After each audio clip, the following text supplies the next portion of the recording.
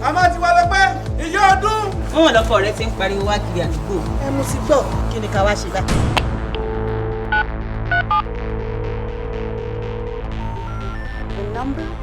Ẹ̀dùn kí ni orí burúkú tó ń bá yín kiri? Tí mo níyàwó mẹ́ta nulẹ̀, tẹ́yìn mẹ́tẹ̀ẹ̀ta, tẹ́ ẹ̀ pé àbọ̀. I don't care for money, money care for me. Orúkọ mi ni Ọ̀túnba Ọwọ́lànkẹ́. Sorry ni wo bẹ́ẹ̀. Ó ti yẹ pé bí ọkàn mi wà lórí ti mú e. Kí ló ń bẹ̀ tó tẹ hàn? Ọwọ́ mi kún ni. Ẹ ti kí wọ́n máa bọ̀ wájú. Kí ló dé lẹ́gbẹ̀ẹ́ ní ọ̀pọ̀ ló máa ra wọlé náà? Ọ̀túnba ṣe mẹ́wàá. Ó ṣe bẹ́bẹ́. Ọkàn bímọ kalẹ̀ yín wẹ́ mọ́ kalẹ̀ yín kọ̀tọ́ wọn. Abọ́túnba ti ra mọ́tò. Ọ̀túnba tí ò kọ́lé ló máa ra mọ́tò. But ṣé àwọn kan ní láńlọ́ọ̀dù ní ilé? Àwọn kan lọ ní ilé.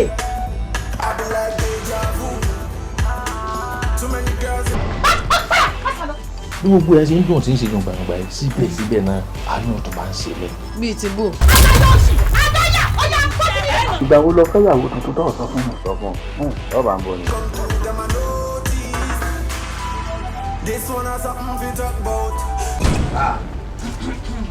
Mo ní kí lẹ wá ṣe ń bí. Táwọn àánú ilé wa. Nọ́mbà Jessica náà tún lọ. Tàbí akẹ́ pé Jennifer Lopez.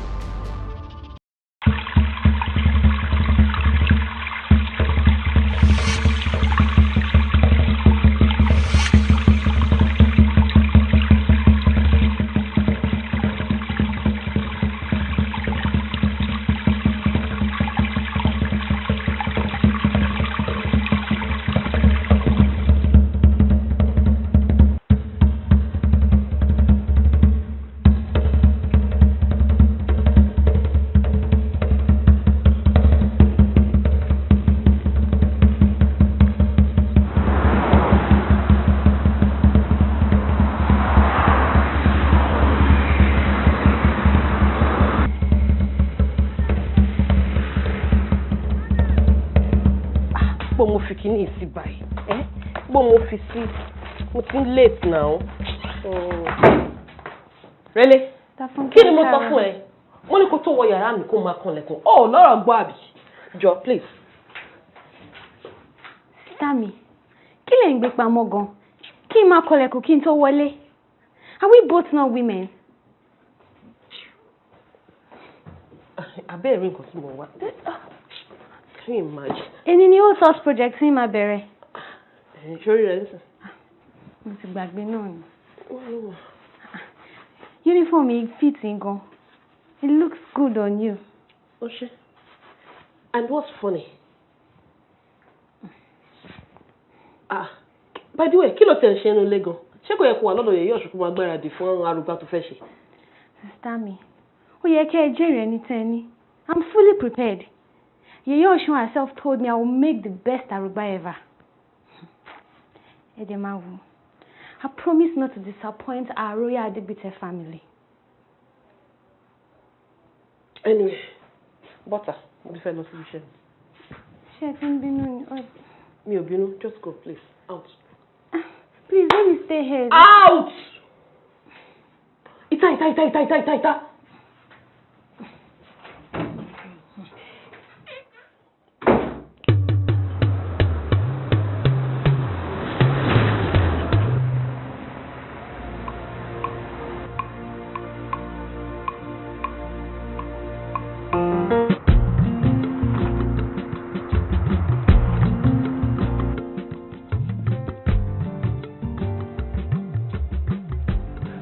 Dolapo, mo ti ń lọ bí iṣẹ́ o. Not even a good day at work, is. Dolapo. Yes, baby. Mo ní mo ń lọ bí iṣẹ́. Have fun. Have fun. Have fun now. All right. Do you want to flight ticket in?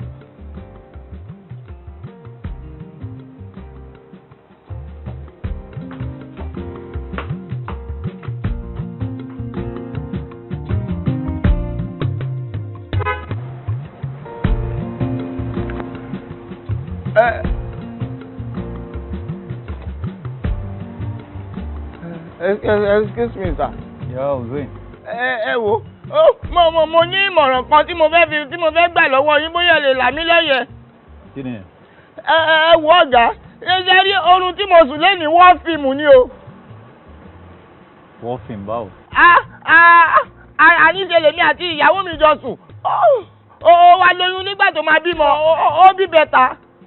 Ìbẹ́ta tó bí rè ìjẹ́ mọ̀ pé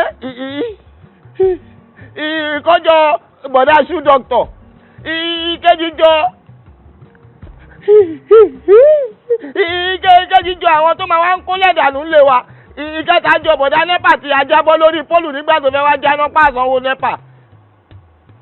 So ó jẹ́ sọ fún ẹ̀yẹn túmọ̀ sí pé kó ṣọ́yàwó ẹ̀ dáadáa that's all.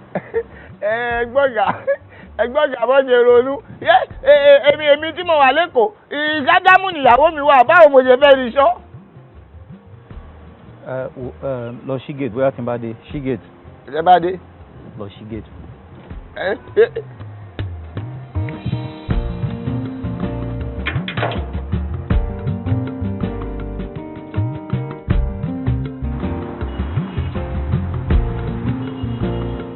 ṣé o gbogbo iṣẹ́ takuntakun tẹ̀ ṣe gbogbo ẹ̀ la gbọ́ a máa mẹ́sàn-án ká bá fi owó kún sálárì gbogbo department pátápátá la máa touch ìwọ supervisor kó rí mi ìwọ náà supervisor kó rí mi máa sanwó yín next week bye good morning. Good morning sir. Ọ̀rẹ́ mi ó tọ̀ ó baby. Wá babe ò ní believe pé pẹ̀lú bí gathering yìí ṣe kò tó kò tí ẹ sí fine boy yóò kan báyìí níbí báyìí. Jọlá Adé ó tún gbé wáyé débi báyìí. Ṣé ohun tó fi darapọ̀ mọ́ wa ní òtọ̀s nìyẹn to date guys? Of course now. Kí ni mo tún wá kiri? But ṣebí òtọ̀s náà ni o sọ pé o ti fẹ́ ṣiṣẹ́ tẹ́lẹ̀. Náà kí ni mo wá ń bí òtọ̀s náà ni aṣọ yẹn dẹ̀ fit wa. But èmi rò bí a àtijọ́ plan pé ó rẹ̀ plama ti ṣiṣẹ́ náà. Mo fi yẹn lè jàre Jọlá Adé. As for me my passion lies with culture and tourism and the heritage of the state of Osun. Ohun tó wù mí nìyẹn. Àti wípé tí call up letter mi bá tún dé nsìn, ó tún ní pẹ́ lọ. So kí kúkú darapọ̀ mọ́ wọn fúngbà díẹ̀ nù. Òótọ́ ni ẹ̀ ṣá. Ẹ wá bọ̀bọ̀ ẹ̀ ń kọ̀. Èwo ni wọn? Máyọ̀wá of course. Ìgbà wo ló ṣì lọ káàmpù ń bí báyìí? Ó ti asáré gbàgbé ẹ̀ nìyẹn. Ọ̀rẹ́ mi gbàgbé Máyọ̀wá. Tí ẹ gbọ́ náà. Ìjẹ́ ìwọ mọ̀ bí ìró ìlú ṣe máa ń dún ní ọkàn yẹn?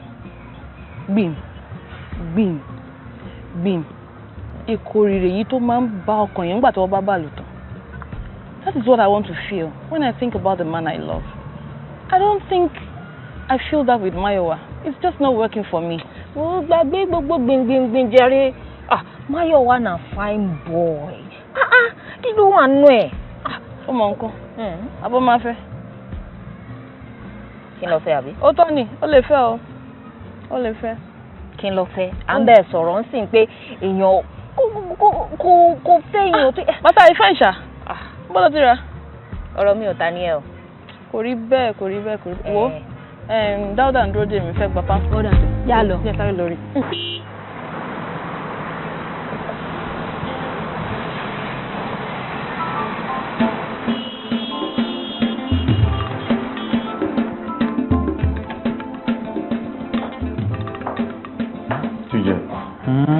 I go lunch. Are you coming? No, boss. I'll pass on that. Can you go pillars? Can you find pillars? Sure, man, you know. To combat pillar, the other person wants it too. Everybody fishing got to Arabic shape, got all in some funny, so you just have to give that to them, man. I just copy. Work me feel like jelly mushwa. All right, good luck with your food. Wait, your leave starts next week now. How long will be back? Well, Dolapo fancy Dubai, so I think that's where we're going. Dubai is good. Dubai is young. Well, that's here.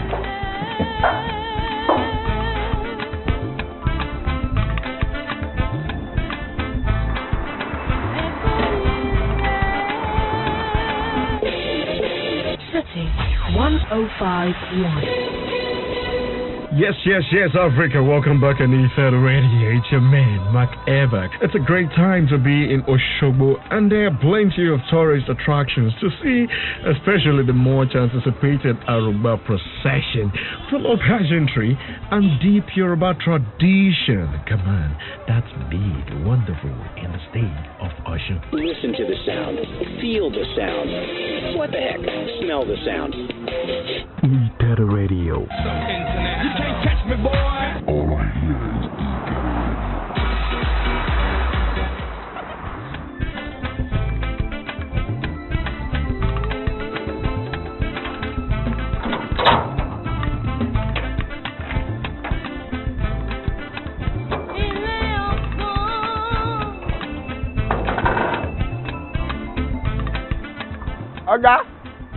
Ọ̀gá, ẹ̀ẹ́dọ́ náà, ẹ̀ẹ́dọ́.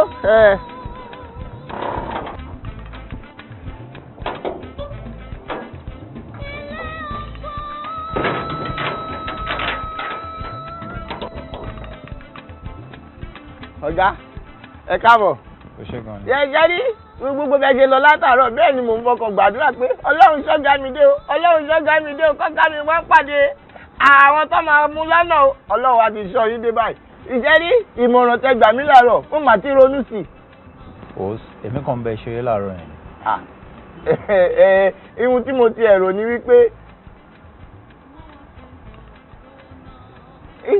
ìṣẹ̀bá lè bá mi bá àwọn ará ilé sọ̀rọ̀. Ó kọ́kọ́ máa fún mi láyè láàárín ìjọ́ méjì tó gbẹ̀yìn ọ̀sẹ̀ kí máa lọ kí máa padà ní ìjọ́ kìíní ọ̀sẹ̀. Òsèǹnì tó bá ti lè rí èèyàn tó máa rọ́pò ẹ̀ fún ìwọ̀nba ìgbà yẹn no problem. Ẹ̀rí jáàmù láéláé. Mọ̀mọ́ tó tẹ́ wà lọ tẹ́ wà bọ̀ kò ní wọ̀ yín lọ sọ́run ẹ máa lọ rí ẹ máa bọ̀ rí. I can't just wait to leave. Ìwọ náà sọ bẹ́ẹ̀. Pẹ̀lú gbogbo stress Naija yìí, ọ̀nà ó máa dá kéèyàn máa ní break gbà mí. Kí ló sọ? Obudu Cattle Ranch láyé Obudu Cattle Ranch kọ́ Agége Piggery ni. As long as tó bá ti wọnú plane kó travel kúrò Naija yìí kò sí kan tó ń pè ní vacation. Fẹ́ mi ò Dolapo mi lè sọ pẹ̀lú mi o. Ó dà pé Teju ti dé. O tíkẹ́ẹ̀tì mi ló dé yẹn. Jẹ́ lọ bá. Hello. Oh, baby. I miss you. Oh, and then we'll miss you. I miss you. Kí ló wá ṣe láti ṣiṣẹ́ náà ni? Pẹ̀lẹ́. Mo ti ṣọwọ́ jẹ́jẹ́ látàárọ̀ mi ti ṣe nǹkan. I'm feeling a good girl. I'm just been sitting by myself. No photo shot, nothing. Pẹ̀lẹ́. Ṣé wọ́n ti bá ọ ṣe tíkẹ́ẹ̀tì rẹ̀? Wo bébí sori iṣẹ́ ni ó gba omi bàjẹ́. Mo tẹ rántí nǹkan throughout. Mo tẹ tí ìjọ ọ̀sán kan. Pẹ̀lẹ́. Bọ̀ má gbàgbé lọ́la o. No, mo ní gbàgbé. Anyhow, so kí ló wà nílé fún jíjẹ báyìí? Kò sí nǹkan kan tó lè jẹ, kò sí nǹkan kan tó lè jẹ nílé, but mo lè lọ sí trip down the road náà kí ni bẹ́ẹ̀ gẹ́tì kan tó bá fẹ́. Kí ló fẹ́? Well, anything. In fact, sori bí ṣe wà yìí ibi tó ń pa mí mo lè jẹ ẹwọ́ gangan lódìndín. Tó bá ti jó jẹ tó, we can let's do that. All right then. See you later. Oh, man.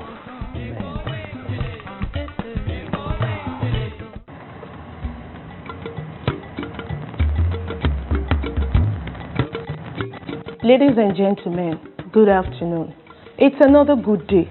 Ẹ jọ̀wọ́, ẹ make sure pé ẹ drop àwọn pamphlets tó wà ní ọwọ́ yín sí àwọn hotel tó wà ní àyíká yín first thing tomorrow morning. Good day. Good day, ma.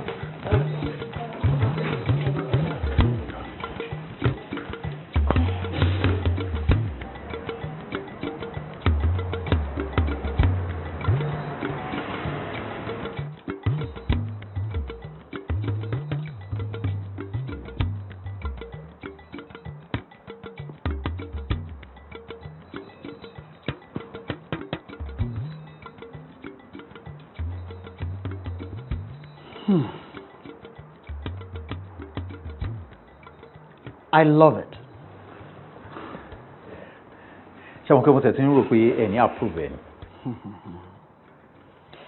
Really, it's not your design that makes me sad. It's the thought that My wife is not alive to see this. The idea of this building was always hers. Before she was snatched away from this world. I'm very sorry, Mr. Hutton. No, it's that's been a few years gone now. Building this house was one thing we never actually got around to doing in her lifetime. We were too busy renting luxury apartments in Ikoyi and spending our vacations in London. You young men, don't waste time. Live for the moment so there are no regrets later on. I'm going to name this building after her.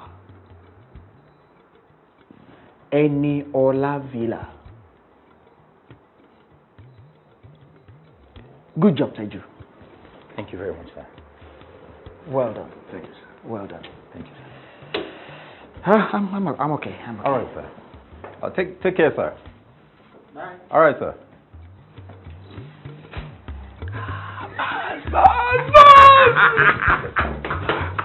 Man! Oh my God, I can't do it. I'm going like it, sir. Man. Finally.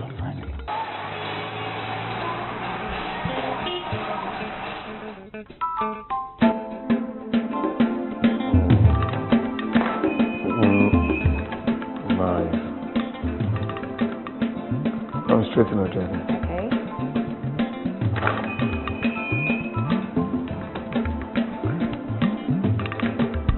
Bigger smile.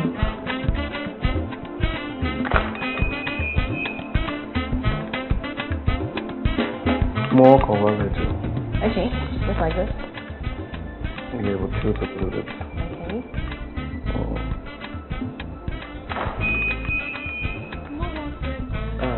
Final look.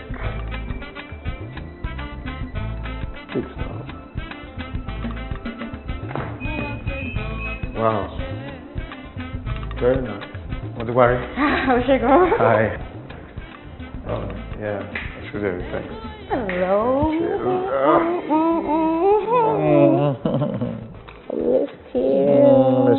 Missed you more. Oh, yeah, sure, okay.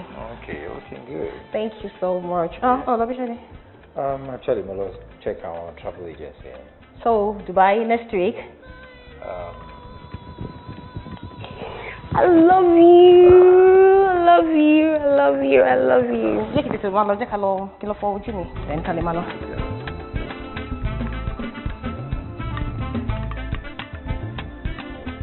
So, hairline wo la wá ń bá lọ? Hemorrhoid or Qatar? Ìwọ la ń bá lọ ń bẹ̀? Actually, customer kan wá sí ọ́fíìsì wa lẹ́nu. Really? Yeah, and ìyàwó ẹ̀ ti kú ti ṣe díẹ̀. Ṣorí máa ń sọ pé I man take for granted nǹkan púpọ̀ ní ayé. Bẹ́ẹ̀ni, àwọn èèyàn bá ṣe rí nìyẹn. And then tó bá ti wá dìgbà tó yẹ pé a lè rí àtúnṣe sí mọ́. So mo wá jókòó mo wá rò mo ní kọ́lọ́ má jẹ́ kí irú ẹ̀ ṣẹlẹ̀ sí wa yìí ná. Lágbára Ọlọ́run kò ní ṣẹlẹ̀, reject is not a portion, kò ní ṣẹlẹ̀ sí lágbára Ọlọ́run, kò ní ṣẹlẹ̀. Torí ẹ̀ ni mo ṣe wá jókòó mo wá wò ó pé a ti lọ sí Dubai tẹ́lẹ̀ náà bí ẹ̀ẹ̀mejì so kò ní ìka tún padà lọ síbẹ̀. A lè má lọ bọ̀ ó náà bòmí tá àti lọ náà àti lọ sí UK àti lọ sí US Joburg àti ìdè gbogbo bẹ̀yẹn náà a lè lọ sí bẹ̀yẹn. Mo wò pé kò sí need fún wa láti lọ sáwọn bẹ̀yẹn. So mo wá wò pé ká lọ sí Osogbo. What? Osogbo? Yeah. Kí ló dé? Osogbo.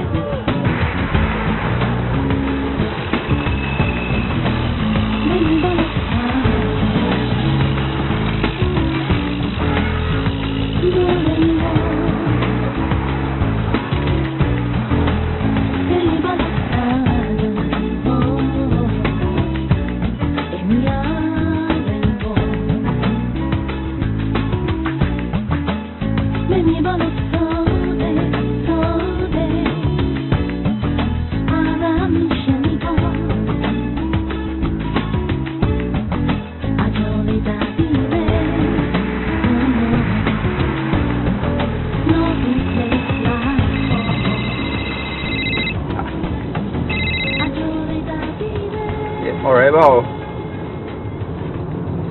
Ṣé wà? Nah, mo wà pa. Oh, State of Osun mo wà fún tourism, man. In fact, tó bá rí transformation tó ń ṣẹlẹ̀. I can't believe it. With cities, companies gone everywhere. Yeah, right. Believe me, the governor is doing a wonderful job. He's really doing a wonderful job. You need to be here. Although you can walk back to miss out. Agbao.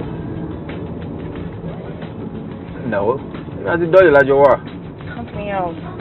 No, my wife is settled. You know, she's really gonna love every bit of it. Yes, now my bad. You're joking. Maybe you walk Baba Jimmy. That be so fine.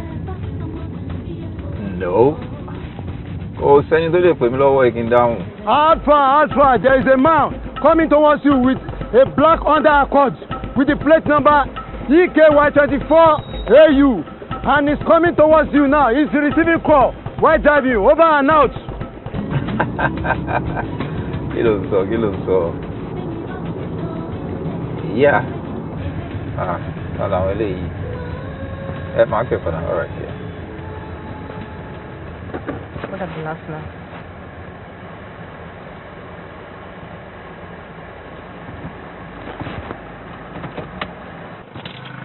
Ẹ káàsán sà. Ẹ káàsán sà. Traffic marshal ní ìpínlẹ̀ Ọ̀ṣun. Èwo tún nìyẹn? Ojúṣe ti wà ní láti make sure wípé àwọn awakọ̀ wọn pọ̀ fún ìrìnnà mọ́ dáadáa ní ìpínlẹ̀ Ọ̀ṣun. Ẹ̀yẹ́ nǹkan bẹ́ẹ̀. A gba ìpè wípé gbé tẹlifóònù kọ̀ pẹ̀lú ẹdún drive tó sì léwu tó lè fa ìjàmbá mọ́tò. Fún ìdí èyí ẹ jẹ́ ká rí driver license fún yín. Ok, lóòótọ́ ẹ jọ̀ọ́ ẹ má bínú. Sherry, nǹkan tó ṣẹlẹ̀ gidi gan ni pé àkọ́kọ́ gbà mí rè ní Ọ̀ṣun, and mo kàn get carried away pẹ̀lú gbogbo àwọn developmental, infrastructures tó ń go on níbí báyìí. Ó ti yé wa bọ̀ síbẹ̀ náà ó léwu pẹ̀lú bẹ́ẹ̀ ṣe ń wakọ̀ yẹn tí ọkọ̀ mi bá dé lójijì because oríṣiríṣi nǹkan lè ṣe kó tó di pé wọ́n rédíò wá wípé ọkọ̀ tí ẹ̀ ń wá yẹn pé ó léwu ẹ jọ̀ọ́ ẹ jẹ́ kí n rí driver's license mi. Ẹ jọ̀ọ́ ẹ bọ́ sílẹ̀ sá. Hello. Makanjuola. Yeah. Under 2020. Yes. Lagos. EKY24AU. Black color. All right. Over. Ẹ pẹ̀lẹ́ Mr. Makanjuola. A ti ṣe àyẹ̀wò driver's license yìí. A rí wípé ní ẹ̀sùn kankan tó lòdì sófin ìwakọ̀ ìpínlẹ̀ Ọ̀ṣun. Fún di èyí a ò ní fáìlì yín rárá. Ẹ ṣé gidi gan. Ẹ jẹ́ wọ́n àwọn kan fún yẹn náà. Nípínlẹ̀ Ọ̀ṣun kọ́ ẹ má ṣe yọnu. You are welcome to Osun State. Ẹ ṣe jẹ́jẹ́ o. Ẹ ṣé gan. Okay.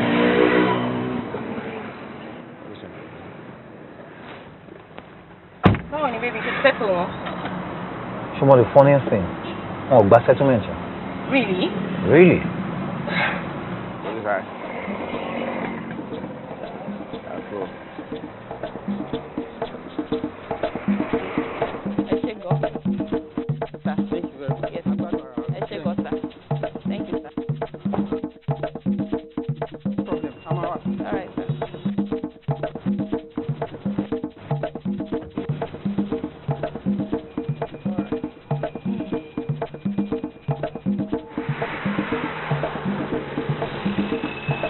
Ọkùnrin ò ń slow ọmọ ní kò rìn lẹ̀. Mo ń rìn sa, mo ń sáré tó pọ̀ gan sa. Mo ti pẹ́ jù. Ní pẹ́ débẹ̀. Wo tó bá sọ pé o máa lọ gbá tààrà báyìí a ní lè bá máa nìyẹn lé. A máa lọ tán wájú ni o. Gba wọn wí. Ọkùnrin gbàgbẹ́ kí ni jọ ọmọ ní kò lọ. Mo ní kò yà kí ló ṣe. Wọ́n mú wa. Wọ́n ẹ̀ lè mú. Wo kéyìí kó rẹ̀ lọ jèrè. Mọ́tò kan bọ̀ lọ. Wọ́n mú wa o. Ibi táwa gbà yẹn.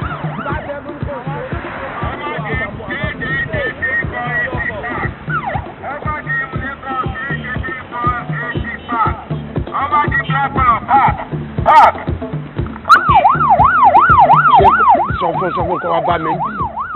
Sọ fún kó wá bá mi ń bì. Ẹ pẹ̀lẹ́ sà. Ẹ pẹ̀lẹ́. Sà. Ẹ mọ̀ pé wà nínú mọ́tò. Ẹ rí tí dẹ́rẹ́bà yín wà ní sà.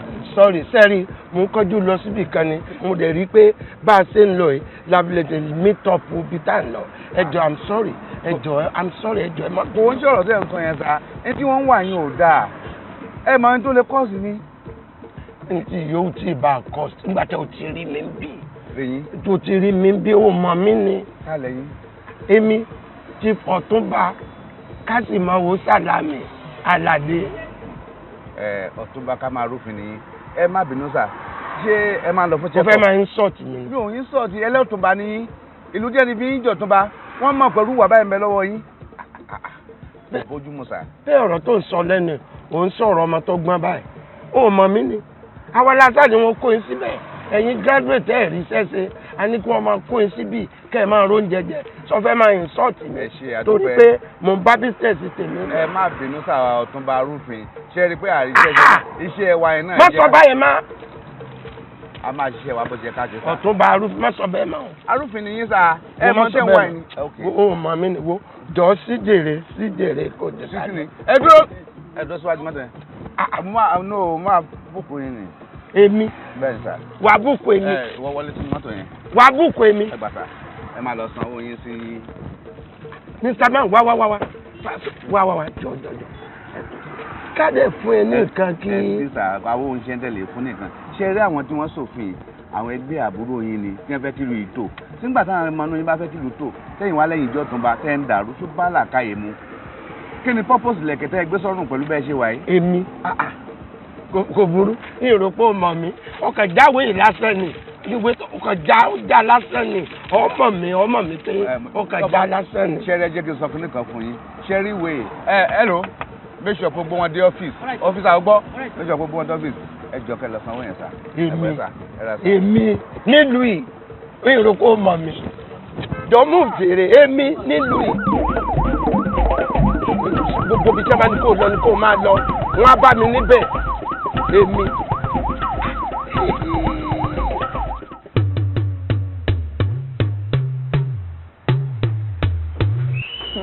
Renike, I really bet you TJ a whole dolly pure. Oh, okay. You don't even know the place? Don't worry. I will snap and send now. I don't know. Well, I already told me one. I'll send a sense and just hold on. Dolly, please join me in the shower. Maybe you're going to be Dubai. Sure, actually, you know, tó bá ti wẹ̀tàn, you know, I decide, you know, so I lè lọ ká lọ jẹ iyán nǹkan tó fẹ́lẹ́ gidi gan ni, understand? Èmi, láíláí kì í jẹ iyán. Níbi tí salad wà. My body is my career. Look. Shuri, mo nǹkan tí màá ṣe yẹn. Mark for receptions man also, you know, an attractive spot, you know. You could sit and enjoy the place. Tourist center or tourist spot will only one go jaku yi to gbé mi wá. Teju man go for Nisha.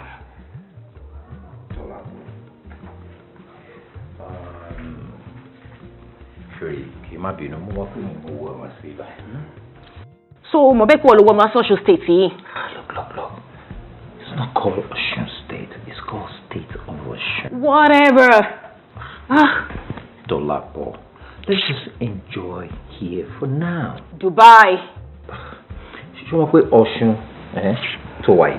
They have very beautiful resort spots. That Tabati Elo, you would enjoy the whole thing. London. Okay, you know what? Next year, I'm going to see one of these overseas countries, you know? You can have your own way too. New York. But there are a lot of resort spots in this country. Tate Explorer. Milan. Do you know Osun has the best resort center in the whole of Nigeria? Oh my.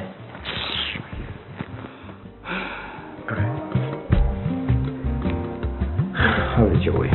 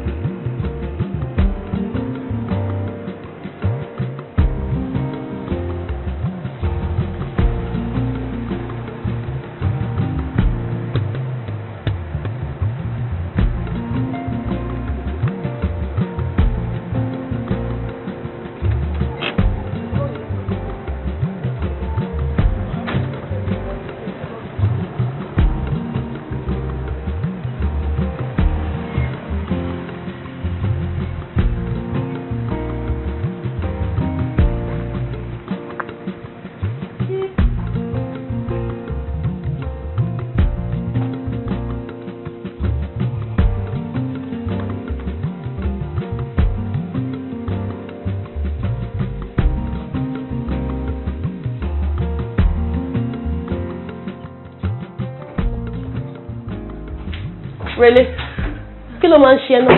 Etí ń dùn ẹ̀ ni. Mo ní kó máa kọ́lẹ̀kùn kó tó wọnú yàrá mi.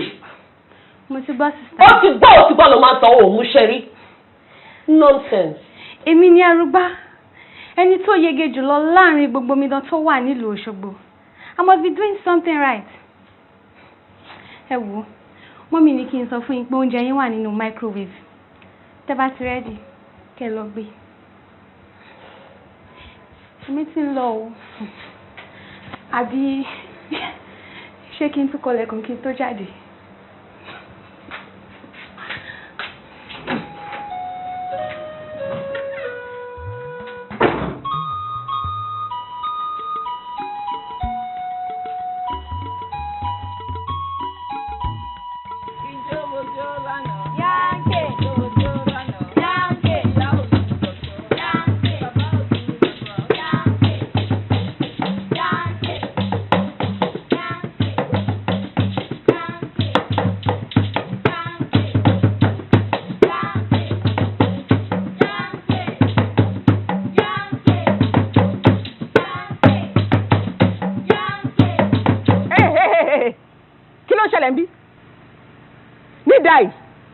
Kẹ́yìn má ti sùn.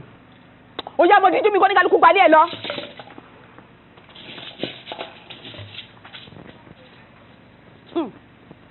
Osunfunke.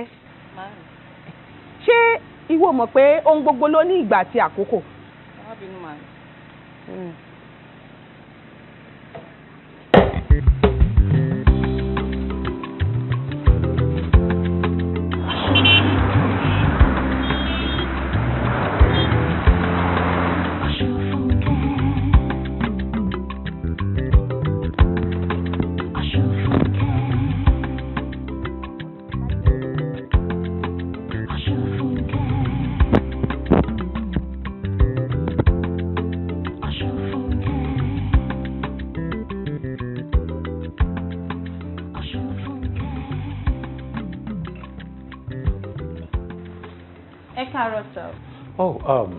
Ẹ jọ̀ọ́ má bínú. Ẹ káàárọ̀. Wọ́n ní mo lè rí tour guide ní ọ́fíìsì yín bí báyìí. Bẹ́ẹ̀ni, iṣẹ́ tiwa ni ní hotels níbí láti ṣe àfihàn àṣà, ìṣe àti ohun àmúyangàn ti ìpínlẹ̀ Ọ̀ṣun fún àwọn àlejò wa. Bí ọjọ́ mélòó lẹ fẹ́ lò pẹ̀lú wa sà? A week. Sà, ìjẹ́ a lè rí ohun àmì ìdánimọ̀ bíi driver's license, international passport tàbí national ID card láti copy ẹ̀ sórí system. Nǹkan kékeré nìyẹn. Okay.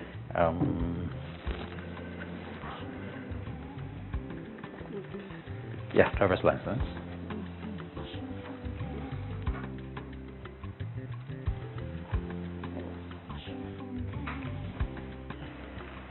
Sir, eléyìí ni ìwé ìtọ́nisọ́nà àti owó tí ẹ máa san.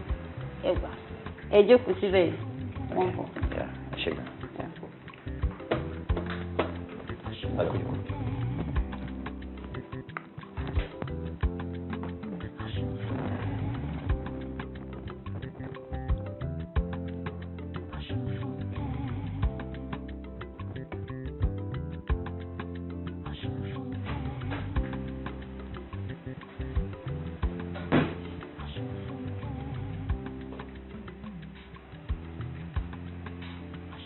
Ẹ káàárọ̀ sir.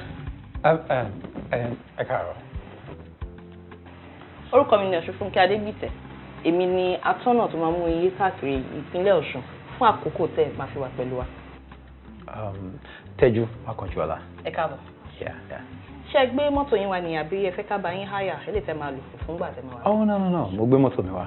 Ó sì ẹ̀dá. Mr. Makanjuola. Yeah. Ọmọ olúbo lẹ́yìn. Well, Èkó lè mi gbé.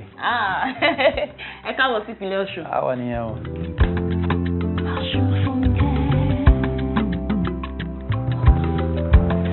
Well, actually, mo kàn ń gbé kò ní mo dẹ̀ ń ṣiṣẹ́ ń bẹ̀ mo ń ṣe ọmọ Èkó máa bẹ́ẹ̀ kúta ni. Ààrẹ Ẹ̀gbá ni. Ààrẹ Ẹ̀gbá. Ń bọ́lẹ̀ pààkì ọkọ yín. Ọ̀hún yẹn ni.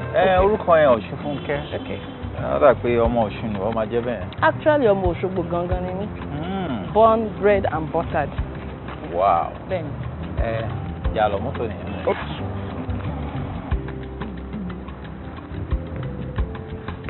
Dolapo, Osunfunke rẹ̀. Àwọn ló máa ṣe atọ́nà wa bá ṣe wà ní Ọ̀ṣun síbikíbi tá a bá fẹ́ lọ lọ́ṣun yìí. Ẹ káàárọ̀. And Osunfunke, Dolapo rẹ̀, ìyàwó àfẹ́sọ́nà mi. So ibo la máa kọ́ lọ sí báyìí? Ó máa dá kí n kọ́kọ́ mú yín lọ sí ààfin tèmi àgbàlé of Ẹdẹ. Ó yá wọlé. Wá jókòó síwájú. Hell no. Hello? She's the one leading us. So jẹ́ kó jókòó síwájú so it will be easier for us to navigate to where we're going. Thank you.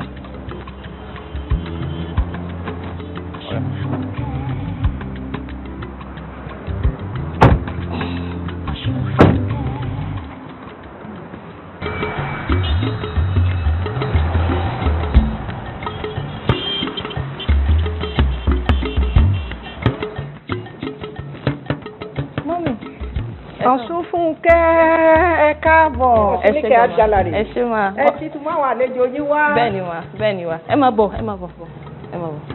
Màmá ni àwọn ló ní gallery. You are welcome. Ẹ káàbọ̀ sí Nike Art Gallery. Ìyàwó wọn ni. Ẹ káàbọ̀. So màmá ẹ kọ́. Àlàáfíà náà wà. Okay. Ṣé pé ẹ̀yin lẹni gbogbo yìí báyìí? Bẹ́ẹ̀ni, kódà gan-an ó wà nílùú Èkó.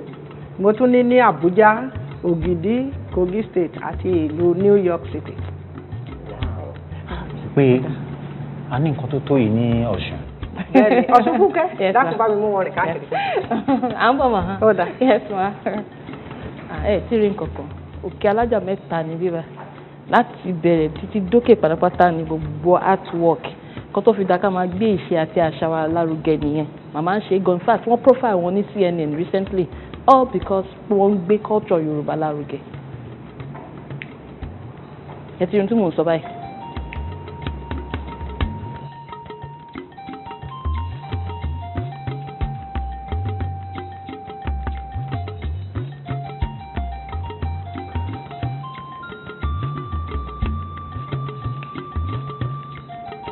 Ẹ má wọrí, màá sì fi àwọn nǹkan tó kù hàn yín tá bá lọ sókè. Kí lorúkọ àwọn eléyìí?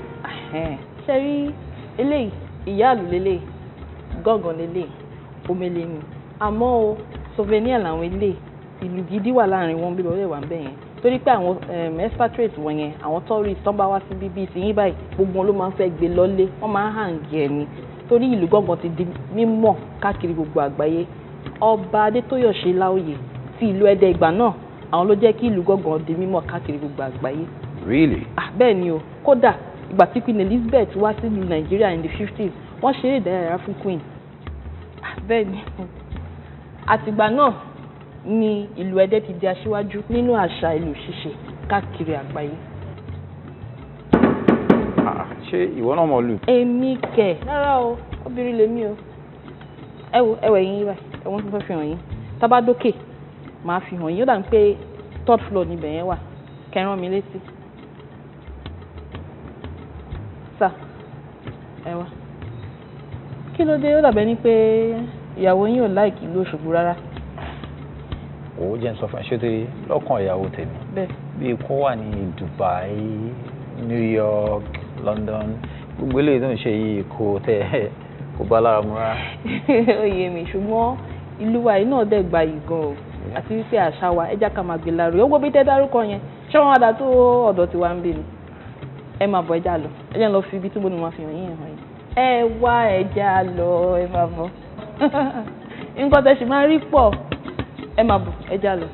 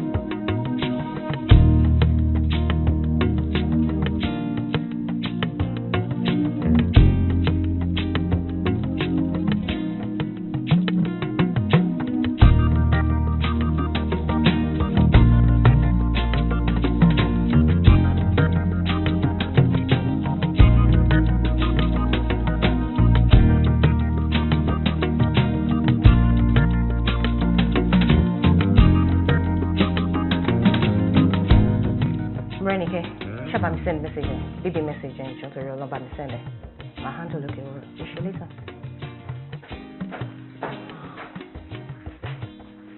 Oh, Dolly. Oh, miss. Believe me. Man, to bury you with pool, it's so chilly. You really needed to be there. You go and be man. Mi lè tẹ̀lé ẹ lọ síbẹ̀ náà. Báwo mo ṣe máa tẹ̀lé lọ síbẹ̀ tí mi ọmọ tí mi mọ́ fọ́ọ̀sẹ̀? Omi Òṣogbo, Osun State. Irọ́ o. 2 days tí mo bẹ́ẹ̀ lò nínú bí skin mi ṣe sáré rí ṣe tó ti bàjẹ́. Irọ́ mi lè tẹ̀lé ẹ lọ. Okay. Not been. I'm sorry, okay. And show me going. And there's a trip. Ola. Mama ko wa lọ wo ọ̀pá Ọ̀rànmíyàn. Ọ̀pá what? Ọ̀pá Ọ̀rànmíyàn. Teacher, sure, okay. More than you can ever expect. Wà pa náà rí mi. Ṣòtìrí àwọn nǹkan tó miss ni. O láti mọ irú àwọn nǹkan báyìí kó bá lè mọ àṣà ìṣe, àti wáwá ní ilẹ̀, ilẹ̀ Yorùbá. Kí ló kọ́ mi pẹ̀lú gbogbo yẹn? Ìwọ nìkan ló máa dá lọ o.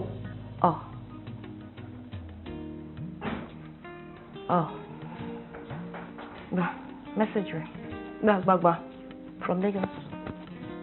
Modeling job. Yeah. So, o máa fi mí sílẹ̀ sí ìbáyìí lọ. Mo ti dé Kotan. Metro Life Magazine Ray, my major client. Wọ́n pè mí fúnṣẹ́. Mo kàn ní sùúrù nítorí pé respect mo kàn ní fún ẹ ló ṣe jẹ́ kí n dúró dé ó yẹ kí n ti máa wà lẹ́kọ̀ọ́. So, what if you were in like Dubai, London, Paris, or Rome? Ṣé bóyá máa call off trip náà rẹ̀? But thank God, we're not in Dubai, London, Rome. We're in Osogbo, Osun State.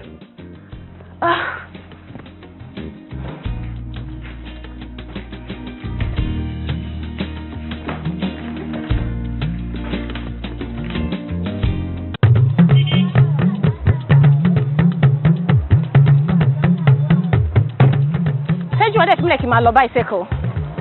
Wọ́n ló ní photo shoot now. Kí ló fẹ́ kí n ṣe? Ìgbà yẹn wọ́n ń kọ́. Báwo ni mo ṣe fẹ́ dẹ́kọ̀? Báwo lè ṣe expect mi kí n dẹ́kọ̀? Ṣé mi lè máa gbé mọ́tò ẹ lọ sẹ́kọ̀ọ́ ni? Yes. Kí ló wí? Kí n máa gbé ká ẹ lọ. Tó bá gbé mọ́tò tèmi lọ sẹ́kọ̀ọ́, kí ni kébì máa lò mí báyìí? Wọ́n lọ ká àyà náà. Kí ni bígì? Wọ́n lọ ká àyà. Yeah. Èmi, Dolly P, kí n wọnú gbogbo bọ́ọ̀sì jàkújàkú yìí pẹ̀lú àwọn olóòórùn tó wà nínú ẹ̀. Ó ga fún ẹ, máa pàkàrà mi sínú ẹ̀bí sandin. Wo ẹran tó fẹ́ mú wọnú ẹ̀ gan, èmi àti ẹran ìlàjọ máa jókòó. Ara mi àrùn dẹ́kọ̀ọ́. Ó mọ nǹkan tó ń sọ ni. Wo, Dolapo, you know something, Just call it off, alright? Wà á dẹ̀ wà lóṣogbo bí pẹ̀lú mi. What? Yeah. Kémi dúró pẹ̀lú ẹ ní what? Òṣogbo. Kémi dúró sínú gbé pẹ̀lú ẹ. Ó pè mí bẹ́tà kí n wọnú bọ́ọ̀sì yìí, kí n máa bá ẹran yẹn lọ, kára mi rùn, kí n sọ di cologne, kí n sọ di perfume, kí n máa gbé lọ sẹ́kọ̀ọ́, láti jókòó sínú whatever yìí. Àǹtí, ẹ jẹ́ ọmọ olùwà yín nìkan là ń dúró dé. Ṣé ní sọ́jà ló lé mi bá sọ̀rọ̀ báyẹn? Ó lágbà ń lé mi, bó ṣe pariwo mọ́ mi. Èmi ló ń bá sọ̀rọ̀ báyìí kì í ṣẹ́jọ́ ẹ̀, ẹjọ́ eléyìí náà ni.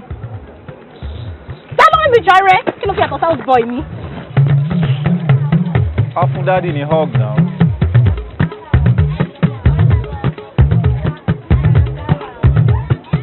Kí lélẹ̀? Níbo? Ẹjọ́ sún ẹjọ́ ẹsún ẹjọ́ lọ. Ẹsún sẹ́gbẹ́ kan. Jọ́tọ́rọ́ lọ́mọ pẹ̀lú lórí jàre ní ìrànù nǹkan náà.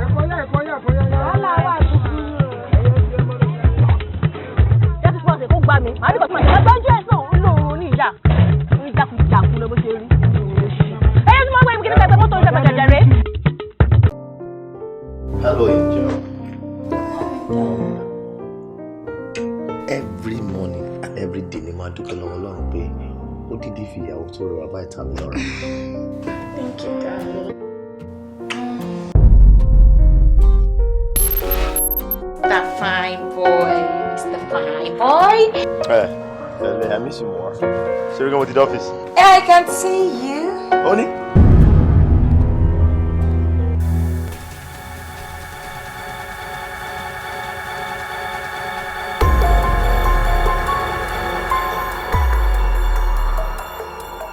Alright. There's fire on the mountain. Shout out to you. And all documents kó kíni when. bóyá ká lọ bá lóyè àyìn ni ṣó mọ̀ pé amòfin làwọn ó dẹ̀ mọ̀ jèmi àti ẹ lọ. What?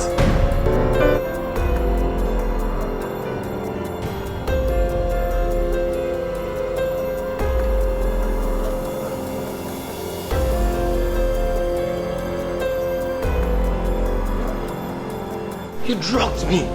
Ó fẹ́ pa mí. Ó tiẹ̀ ti dáa. Ó fẹ́ pa mí. Ìwọ ló ní kó pa mí báyìí. No, just calm down. Bó ṣe ń sọ fún mi báyìí, ó dùn mí gan ju ẹ lọ. It's okay.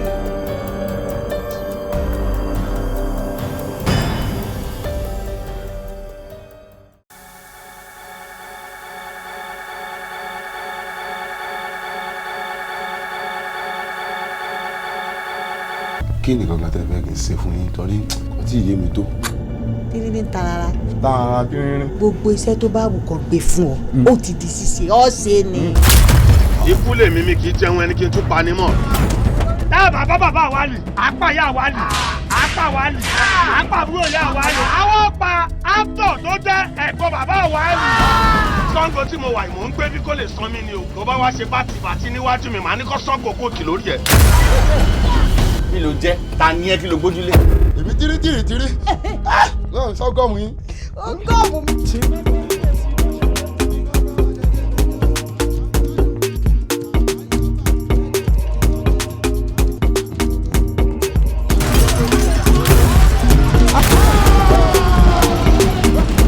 Ẹ sọ̀fọ̀ ni.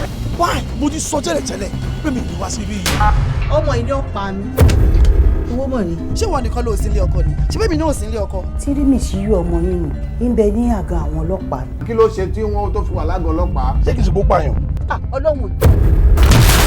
Tírí èmi, tírí mi. Tírí mélòó lẹ bí? Kàṣán ń bí o pé VIP. Láti bò. Ó ṣòfò ni pẹ̀lú béèrè rádaràda. Ìyá ta ni? Ìyá Tírí ni, ìyá mi. Ta ló ń pa yín lẹ́kùn yìí? Ẹ sọ bẹ̀ fún mi kí n lọ sọ lé wọn dáhóró.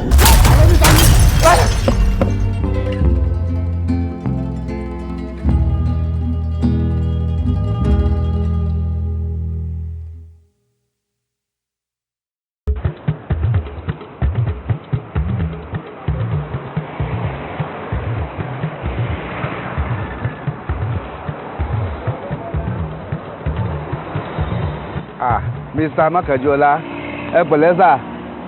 Mo dá yín mọ̀. Ẹ pẹ̀lẹ́ sà. Ẹ tún ti ṣe sófin wa o. Kí ni mo ṣe? Ẹ lo seat belt.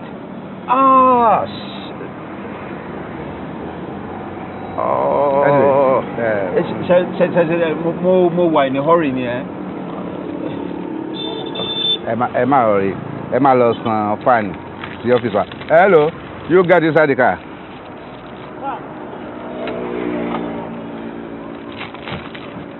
Ẹ gbàdá.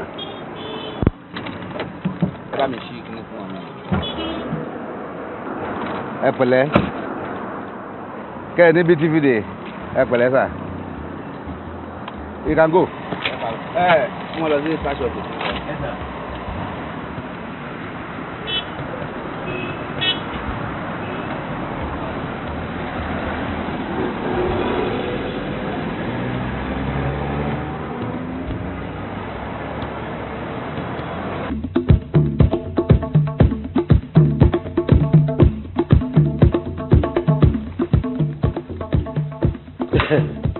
Ibi tí ẹ̀yin pàtẹ́ sírè wọ́n fi wọ́n ṣe agbódegbà wọ́n máa gbowó olè ẹ̀yin ìyá olè bàbá olè burúkú wọ̀nyí ẹ̀yin olè burúkú yìí. Ẹ̀yin tí ẹ ní Ọ̀túnba. Èmi ni ẹ̀mọ́ mi máa sì jẹ́wọ́ ara mi fún yín èmi Chief Ọ̀túnba Àlàdé Kásìmáwo Sàlámì èmi nílẹ̀ ní Ọ̀ṣun yìí ẹ gba rìsíìtì fún èmi ẹ gba jíìpù lọ́wọ́ mi lọ́ṣun yìí èmi olóyè l'Óṣogbo ẹni kí n wá máa tò kí n wá máa sanwó ká sì máa bá bọ̀. Kí là ń bá bọ̀ o. máa bá mẹ́wàá bọ̀. Ẹ wo. Ẹ mọ̀ mí. Ẹ jẹ́ agbọ́nrán. Kíni. Mo mọ president, mo mọ governor, mo mọ senator, ibẹ̀ dọ́dọ̀ deputy governor. Kí ni ìyá sọ fún mi? Wọ́n ní ẹ wá sanwó yín bíi law abiding citizen kan ni. Bẹ́ẹ̀ ni ẹ ṣòfin. Ẹ̀yin ló jẹ́ ká ẹ wá wèrè pẹ̀lú mi ẹ wá lọ gba jíìpù nídìí mi. Nígbà tẹ́ ẹ̀ sanwó yín lásìkò. Máa gbọ́. mọ̀ gbólé àṣírí yín tú màá dẹ̀ tú àṣírí yín náà màá tú àṣírí yín jẹ́ kí n sọ tọrọ fún ṣebí the original money was 12,000 how come tẹ wá ní kí n lọ san 50,000 mo ti mọ owó kú ẹ. tó jòfin lọ lọ́sùn bẹ́ẹ̀ dẹ̀ sán àní fi mọ́tò yín lẹ̀. wọ́n fẹ́ kó sáàkì ẹ̀dọ̀ orí kún ẹ̀ bó ṣe jẹ́ kójẹ yẹn lẹ̀ kẹ́ni kò burú wo èló ni a fi kún fún wọn náà o torí ń ṣe bẹ̀ lọ́sẹ̀ kàyí ẹkún fowó wá ṣe bẹ̀ náà ni tán kàyí náà ọ̀sán olù èmi àáfù ó ṣe bẹbẹ fún mi o kàn mí lábùkù.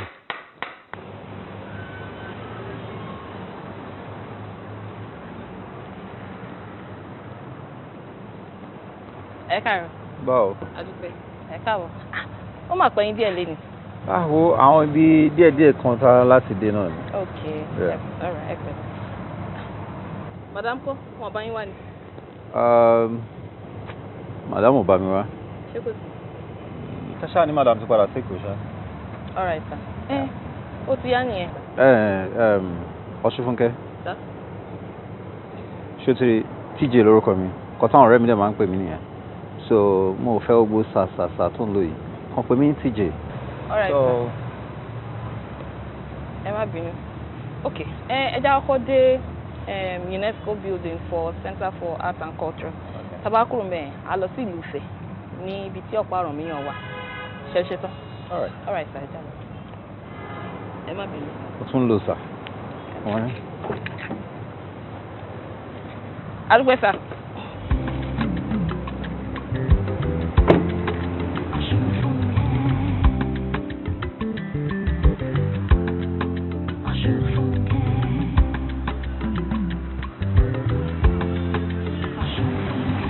ṣẹlẹ̀rú àgbóni agbára àgbóni ńlọsùn fi ìwẹ̀ ẹ̀mọ rẹ̀ kí dókítà ó tó dé abímọ má dáná lé Ọ̀ṣun là ń kówé mọ́.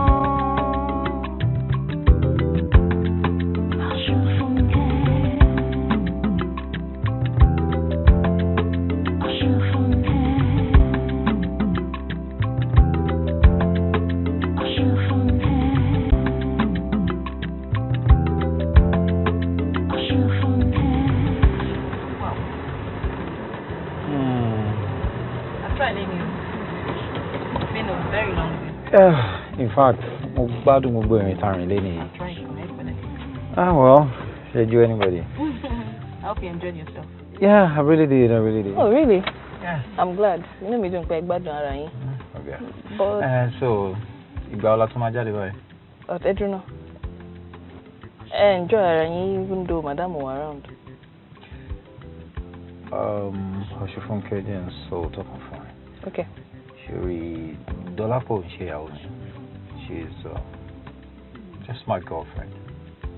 Really? But kí ló wá dé tẹ́ ẹ máa ń pè wọ́n níyàwó yín?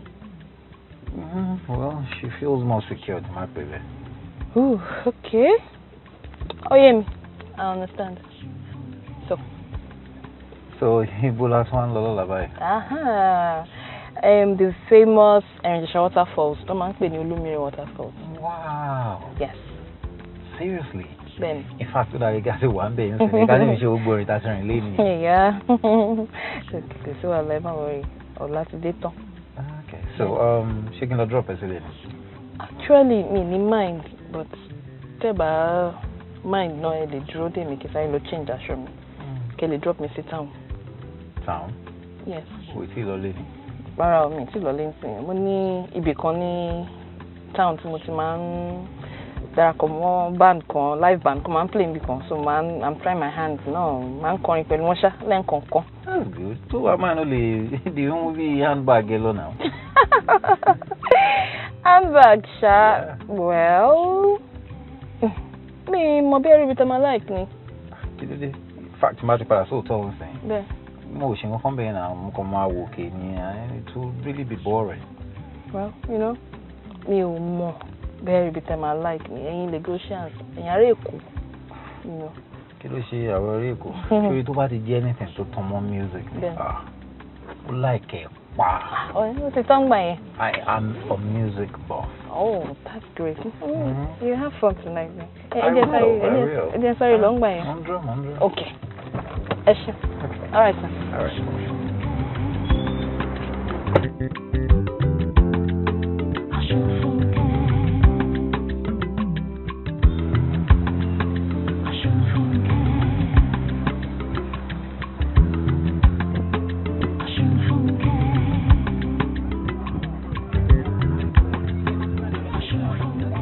Kájọ máa ṣeré o, kájọ máa ṣeré o, kẹ́ni ọmọ ayédùn ló mọ́, kájọ máa ṣeré o, ìgbà yíyá ló mú, kájọ máa ṣeré o, kájọ máa ṣeré o, kájọ máa ṣeré o, kájọ máa ṣeré o, kájọ máa ṣeré o, ìgbà yíyá ló yí, kájọ máa ṣeré o, kájọ máa ṣeré o, kájọ máa ṣeré o, kájọ máa ṣeré o. Meet clients me. Okay. Mr. Teju. Hi. Ọ̀rẹ́ mi, Jolade. Nice to meet you. Ọ̀rẹ́ mi. Ṣé kò pẹ́ tó ti dé? Ó ti pẹ́ tí mo ti débì náà. Má bínú. Iṣẹ́ ni jàre. Mo ti gbọ́. Tára wọn. Àwọn báwo? Ṣé mo sọ fún ẹ? Ní client mi ni wọ́n. Ó sọ bẹ́ẹ̀ lẹ́ẹ̀kan bọ̀. Aside from client nǹkan, ọmọ ọ̀gá tí mo sọ náà, it's not bad. Jolade. Oge o. Okay. Fine. But mo ṣe àmọ̀ nǹkan tí mò ń sọ ṣáà, ó yẹ kó yé. Ò ní pa mí. Kí ló mú? Wà á ó ní kí n kàn ṣára lóore náà. Okay. A ní kọ́ mú tèmi náà àǹtí. Ó pẹ́ táwọn bá ní ti ilé ṣá. I hope you're okay. Yeah. Ẹ wá àwọn lẹ́sẹ̀ ọlọ́gbọ́mì yìí. Tí wọ́n fẹ́ bomi bàrà wọ̀ mí. Break down. Mo lérò pé ẹ gbádùn ara yín ní àṣálẹ́ yìí. Ẹ jọ̀wọ́, mo ní òṣèré pàtàkì kan ní àárín wa ní àṣálẹ́ yìí. Ní ẹni tí a jọ ṣeré bí ọ̀sẹ̀ méjì mẹ́ta kan sẹ́yìn. Tí ẹ̀yin èèyàn ṣe wá ń béèrè pé kó tún wá dá yín lára yá. Ẹ gbà mí ní àyè láti ṣe àfihàn Osunfunke. Ẹ jọ̀ọ́ ẹ pàtẹ́wọ́, ẹ pàtẹ́wọ́. Ẹ pàtẹ́wọ́ gbé lárugẹ. Ẹ pàtẹ́wọ́, ẹ ṣé. Osunfunke náà ni ìyá mi.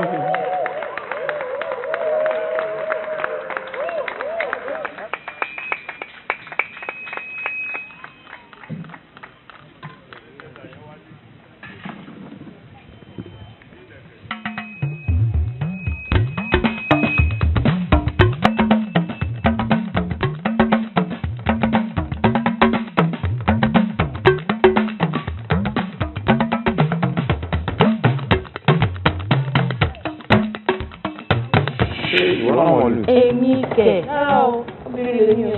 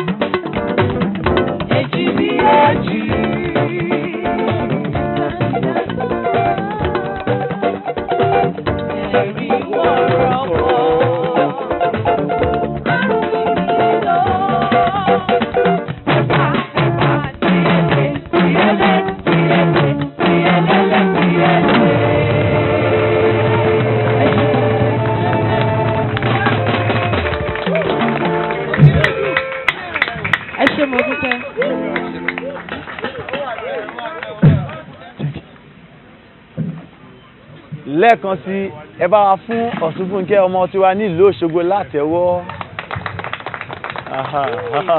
Ṣé yóò sì tún máa bá wa ṣeré ní alẹ́ ọjọ́ tí Ọ̀ṣun Òṣogbo máa kásẹ̀ ńlẹ̀. Thank you.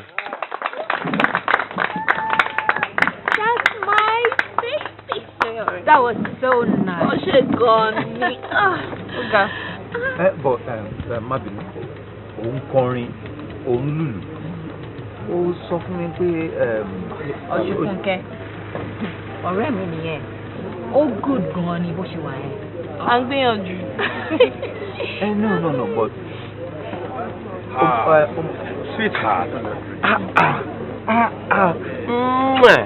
That was really nice. Really nice. Thank you. Jolade, báwo ni, what's up? Kújọ́ mẹ́ta. Ọjọ́ kan pẹ̀lú mi ò mọ̀ pé o ti wà round.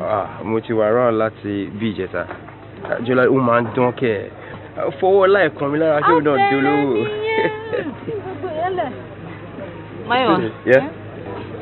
Meet Mr. Teju Makanjuola. Oh. A client. Okay. Mr. Teju Makanjuola. Please meet Mayowa. Ọ̀rẹ́ mi. Ẹ kálẹ̀. Ẹ kọ́ fẹ́rẹ̀. Join us.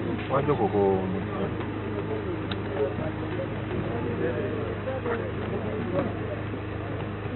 Anyhow, you know, guys,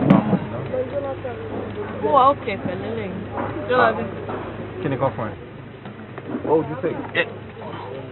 Anything. Anything?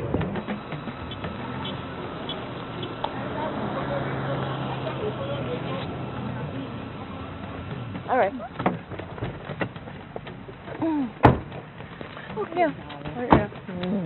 Take care. Bye-bye. I'll go.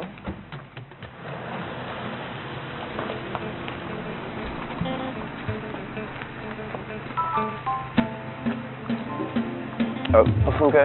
Yes. Kí ló dé tó ṣe introduce me as ọ̀rẹ́ lásán ní bar lẹ́ẹ̀kan yẹn? Mayowa, ṣe bọ́ọ̀rẹ́ lásán ni wá. Lásán, and that's it. Listen, Katokuro school, we both agreed to go our separate ways, at least go on a break. We didn't agree. It was you. You insisted. Fún mi ní any choice. And I had to agree. So, kí ló fẹ́ kí n ṣe ń sìn? Ṣàmátàn mi. Ṣé nǹkan kan wà láàrin wa àti TJ? TJ? Teju, that was what we called him way back in Ife. You knew him back on campus. Anyway, ṣé nǹkan kan wà láàrin ẹ̀yin méjì? Well, let me talk for you. I've told you, he's my client, and that is all I can tell you. If you are not satisfied with that, please, Fimisle, good night. Funke.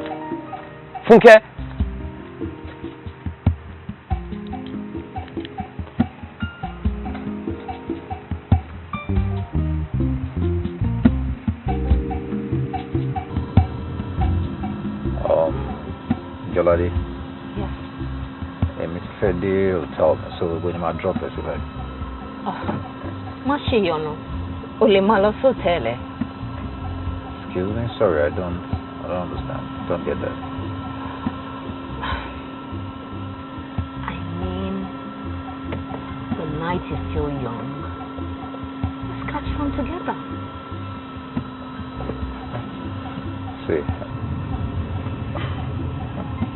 Sorry, Shetty, I'm so spent this night, so the mama feel the hotel room me. I want to crash.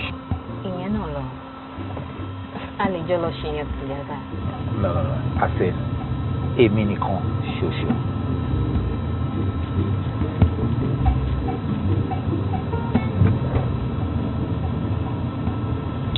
Àti gbọ́ ọ, tẹ bá déwájú ń bẹ̀ yẹn drop ọ.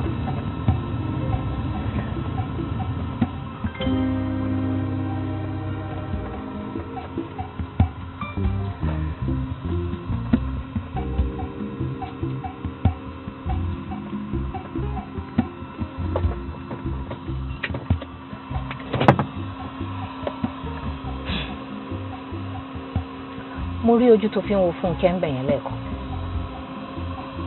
Ó jẹ́ ń sọ fún ẹ. ó kàn ń fàsìkò ẹ ṣòfò ni torí Fúnkẹ́ tó ń wò yẹn ọ̀rẹ́ mi dáadáa ni mo dẹ̀ mọ̀ dáadáa onírànú ilé mèrè ọmọ ni ẹ̀mí ò lè gbé.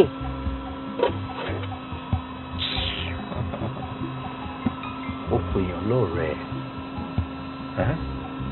ó dé ń fi inú ẹ̀ yìí ó fi bàjẹ́ tán. Let me tell you, with friends like you, believe me, one don't need any enemy. Àánú ẹ ló ń ṣe mí ló jẹ́ kí n máa sọ fún ẹ. Ọ̀ṣunfúnkẹ́ tó ń wò yẹn elémèrè ọmọ oníranù ni tí ó bá ń ṣe oníranù ni tọ́ṣunfúnkẹ́ ò bá kí ń ṣe oníranù ọmọ wọ́n ṣe máa já jù ú lẹ̀ tó máa yan àbúrò ẹ̀ gẹ́gẹ́ bí arúgbá. Anyway, thanks for the ride.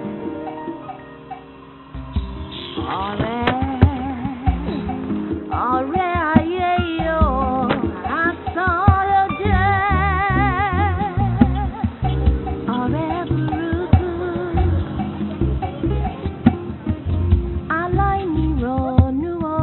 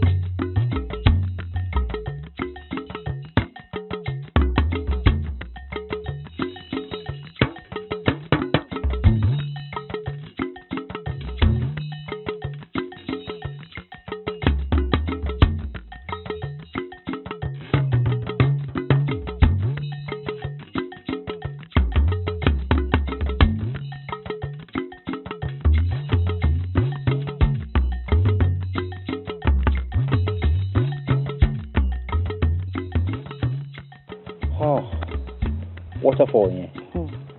Man, it's just like paradise on earth.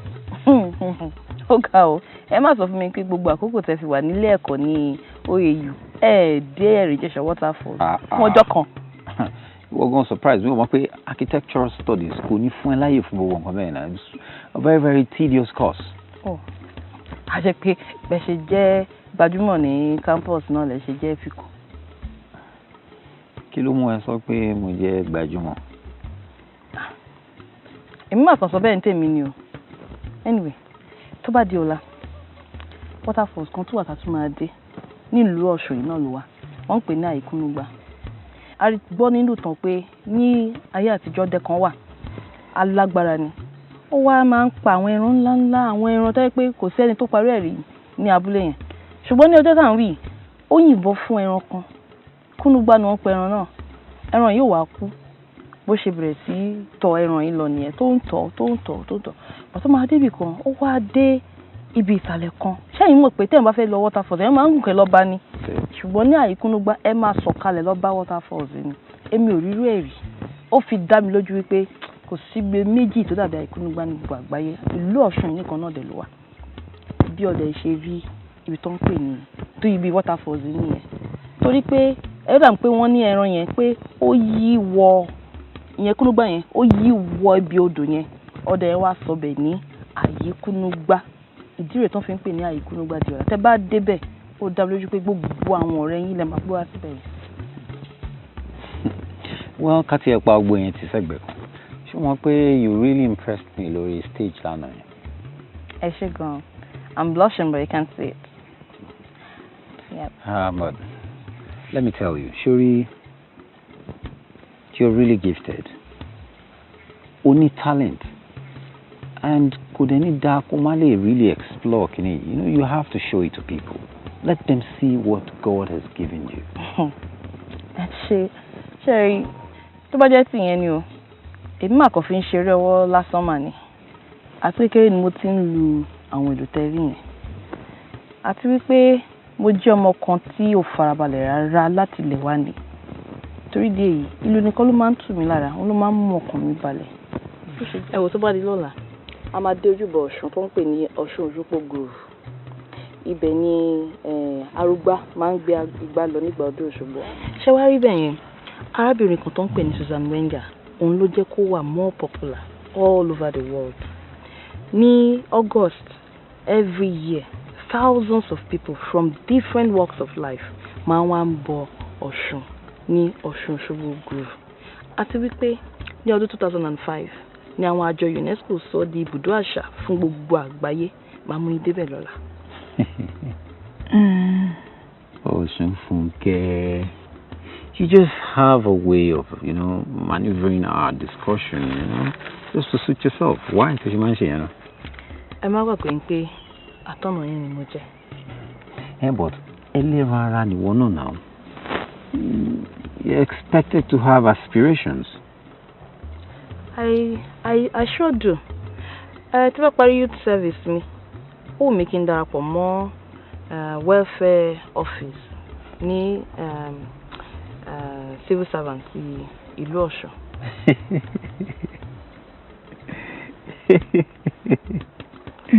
Ṣé tán?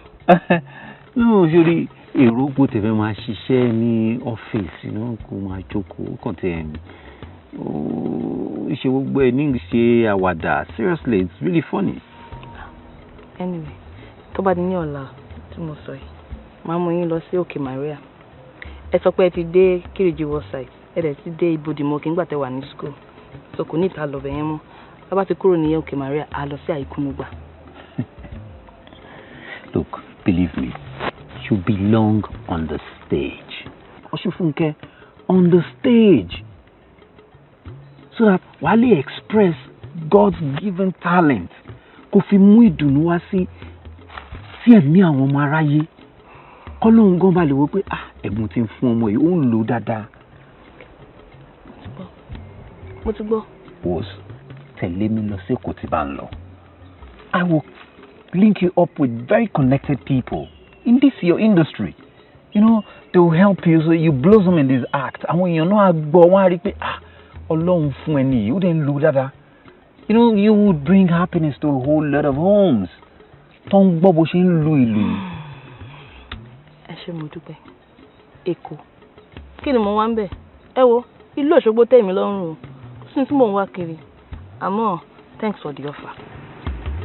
Mami, ẹ wo, Yèyé Ọ̀ṣun ní kí n sinmi dáadáa o fún ọjọ́ àjọ̀dún tó ń bọ̀.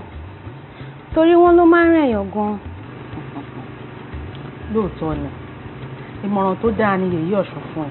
Ó ṣe pàtàkì kó o sinmi dáadáa kó lè lókun àtagbára láti ṣe gbogbo tó yẹ kó ṣe lọ́jọ́ àjọ̀dún.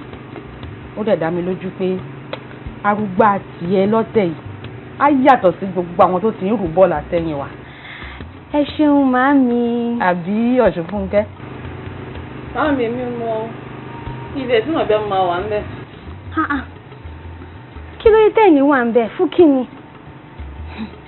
Kò possible o. Ẹ káalẹ́ o.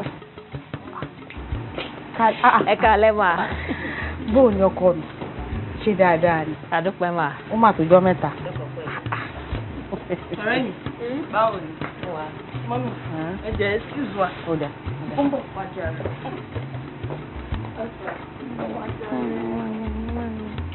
Ọ̀rẹ́ mi, how was your day? Wo, dé mi ò tiẹ̀ wà pa rárá. Kí ló dé? Màmí ni, wàhálà mi wọ́n ti pọ̀ jù. Láti àárọ̀ ọ̀nà ti wà lọ́rùn mi. Kí ló ṣe màámi? Pẹ́pẹ́ sí o, obìnrin lèmi o tí bá ti jáde látàárọ̀ o òru lèmi máa ń wọlé o àwọn aago kéékèèké lèmi máa ń wọlé o wọ́n ṣàṣọ gbogbo ẹ̀dá inú kò ṣàrùn mí wọ́n náà yáyẹn ti pọ̀ jù gbà tó sú mi mú yẹ kó ẹrù mi mo kó lọ sí boys quarter mo fi inú ilé lẹ̀ fún wọn. pẹ̀lẹ́ ọ̀rẹ́ mi oh my god pẹ̀lẹ́ ìwà tí máa ń mi. kí ló ní òjèrè jíìpù ni.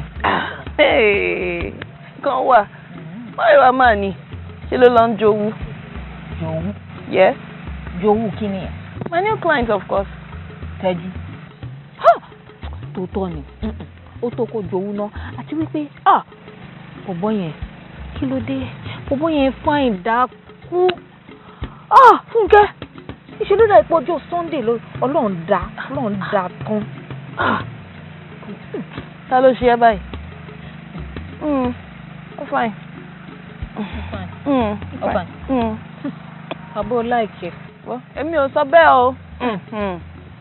ó sọ bẹ́ẹ̀. tòrò dé náà. tó ti má rì ni.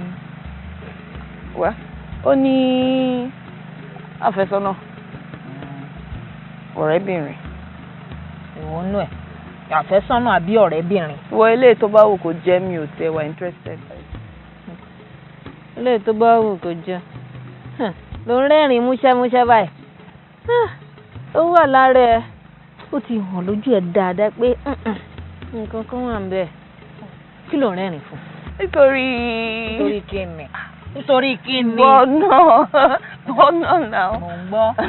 ó ní mo ní ẹ̀bùn àmútọ̀run wa òun dẹ̀ fẹ́ mú mi lọ sí Èkó ó fẹ́ introduce mi sáwọn music producers. bẹ́ẹ̀ ni. kí ló wá ń dúró dè kí ló yín dúró ṣe. Èkó ṣá èmi mi ò gbé o gbogbo wọ́ọ̀lù nǹkan lò tó ló máa ń ṣẹlẹ̀ lẹ́kọ̀ọ́ yẹn mi ò rò bá gbára mi lè gbé.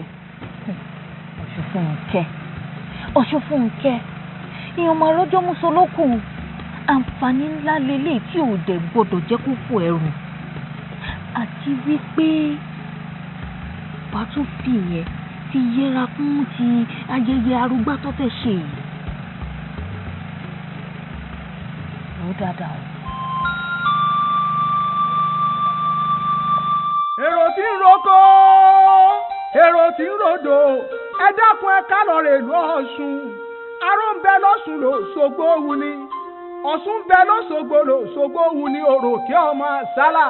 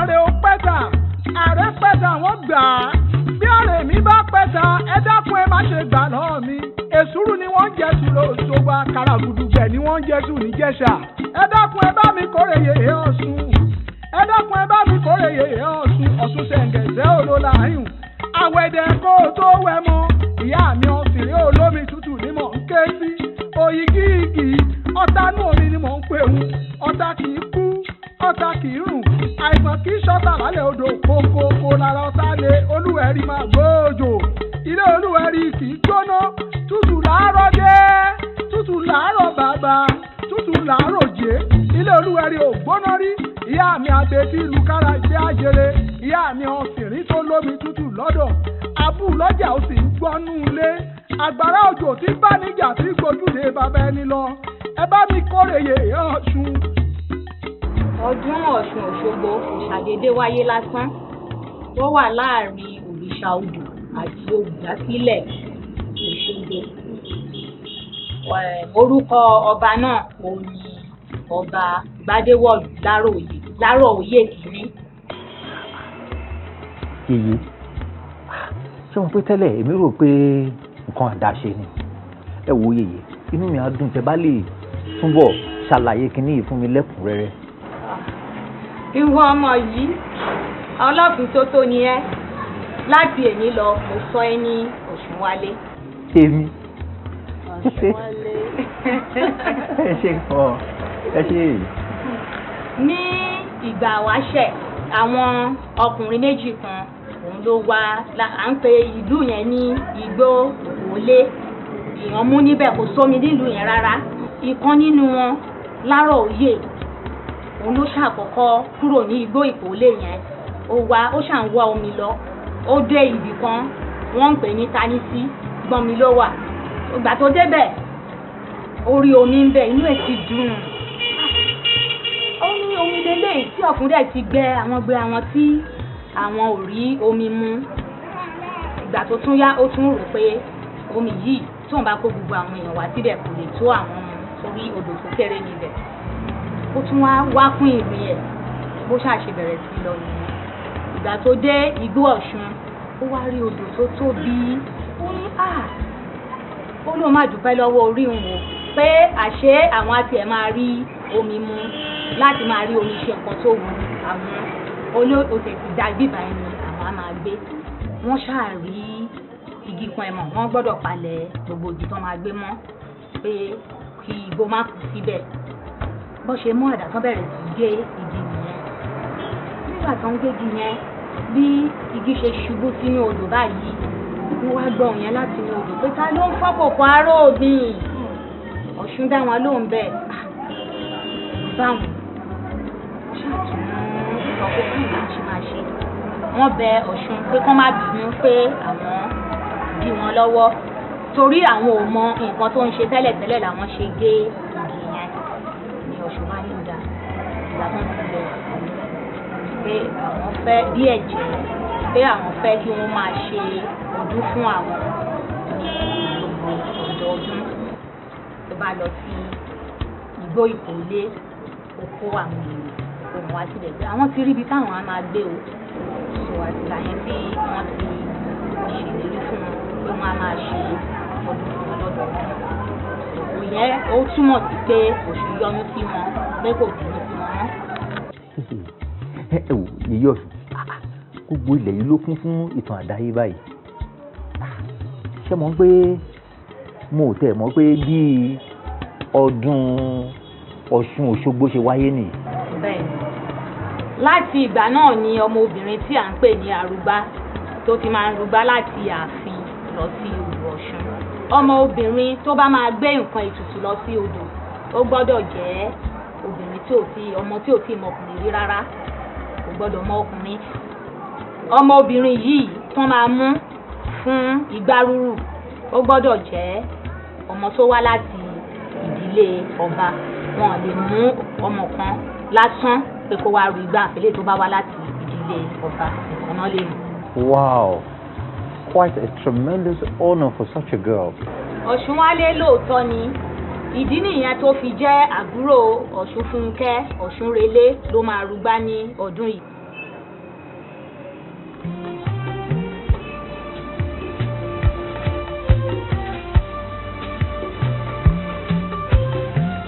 sọ fún ẹ pé gbogbo services ó really tẹ́ mi lọ́rùn gidi gan ni ṣòtì lọ́rọ̀ kan báwọn olóyìnbó ṣe máa ń sọ you could very well be called the encyclopedia of Osun State because kò sí nǹkan kan pa Ọ̀ṣun oró agbègbè tí o mọ̀.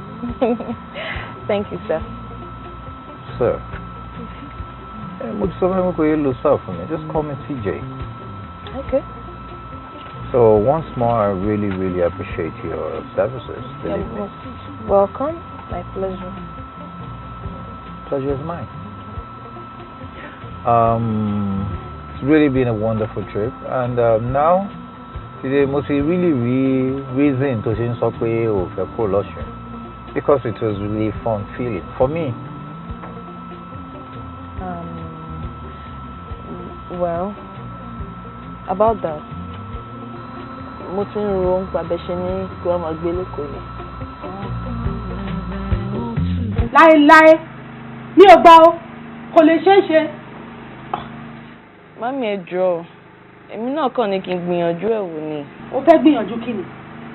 Mo ní wọ́n fẹ́ gbìyànjú kí ni? O fẹ́ gbìyànjú láti tẹ̀lé ọkùnrin tó mọ̀ rí lọ sẹ́kọ̀ọ́. Ẹ wò mà, ẹ má bínú. Ṣe rí Osunfunke ọmọ dáadáa gidi gan ni. Fún ìwọ̀nba ìgbà díẹ̀ tá ti fi wà ní Osogbo níbí báyìí. Ó jẹ́ atọ́nà tó yẹ pé ó mú iṣẹ́ kárakára. Àwa náà wá wò ó pé kí èmi àti ìyàwó àfẹ́sọ́nà mi ká mú lọ sí Èkó, kóun náà wá lọ sàpá díẹ̀ lọ́hùn, kó wo bóun náà ṣe lè ṣe àṣeyọrí. Nǹkan tí ń ṣe ní pé ká wá sọ fún yín pa fẹ́ mú lọ sí Èkó ni. Oníyàwó àfẹ́sọ́nà. Bẹ́ẹ̀ ni, ẹni tí ò bá sí pé ó ń palẹ̀mọ́ ẹrù ní hòtẹ́ẹ̀lì ni, èmi àti ẹ̀ la àbájọ wá láti wá sọ fún yín. Ìwọ àti ẹ̀dẹ̀ jọ ń gbé ní lẹ́kọ̀ọ́. Àjọ ń gbé ni.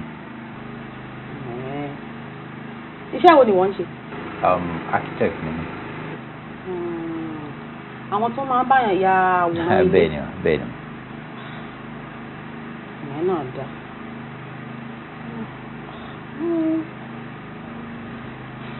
Ó ta kò burú. Torí Ọlọ́run tó bá ti máa fi mí lọ́kàn balẹ̀ tí wàá bá mi ṣètọ́jú ẹ̀ dáadáa tó bá ti dé kù. Torí bó ṣe ń wò àtọwọ́ àtàbúrò ẹ̀ wọ́n lẹ́lòmí o lẹ́yìn Ọlọ́run àfẹ̀mí tí mo tún jókòó yìí wọ́n ní bàbá o. Mo fẹ́ kẹ́ ní ìjayà kankan ẹ̀tì níbi tá à mú lọ yìí ọmọ dáadáa ni ọ̀nà táwa náà lè fi ràn ọ́ lọ́wọ́ fún gbogbo ìrànlọ́wọ́ tó ṣe fún wa ní àkókò ìgbà tá a ti wà ní Òṣogbo níbà. Tó bá rí bẹ́ẹ̀ Èkó náà kì í ṣàjòjì èmi náà torí mo tún lábúrò tó ń gbé ń bẹ̀ gan. Ṣebí wọ́n rántí ìrètí. Bẹ́ẹ̀ni, mo rántí wọn. Wọ́n máa ń fa ẹ̀kẹ́ mi gbogbo gbà. A jẹ́ wípé màá fún ẹ ní àdírẹ́sì ẹ̀ tó bá ti dé Èkó kó o wá lọ kó o náà dẹ̀ wá mọ ibi tó ń gbé kọ́kàn mi lè balẹ̀. Máa ṣe bẹ́ẹ̀ máa ń ìgbà. Àmọ́ kinní kan tún ni jọ̀ọ́ bàbá mi wàá bá mi fún láàyè tó bá ti di àjọ̀dún Arúgbá o gbọ́dọ̀ wálé o. Ṣùgbọ́n kò sí problem. A jẹ́ pé mo fọwọ́ sí ẹ ṣe gidi gan. Ẹlẹ́dàá mi á dẹ̀ máa ṣọ́ yín. Ẹ ṣe gan ma, ẹ ṣe gan. Ẹ ṣe gan. Ṣé o ṣe pẹ́ lọ́wọ́ ẹ̀.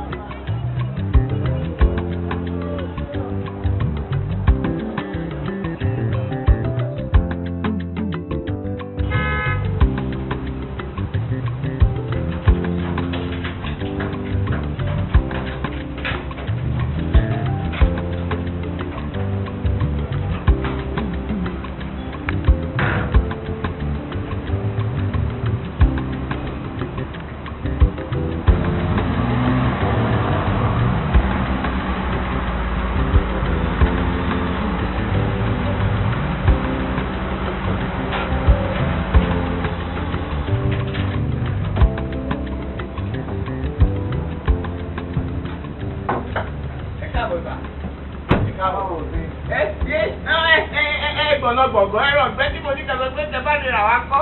ẹran ọ̀gbẹ́ kọ́ ẹran ìtọ́ ni wo Ọ̀ṣunfunke rẹ̀ ó máa gbé pẹ̀lú wa nísìn fún ìgbà díẹ̀. ayi. ó máa bá mi kó àwọn ìlú àti nǹkan tó wà lẹ́yìn búùtù yẹn ó máa bá mi kó wọlé. ṣé màdámù à ń lé ni. ẹ wo ọ̀gá kẹ máa wo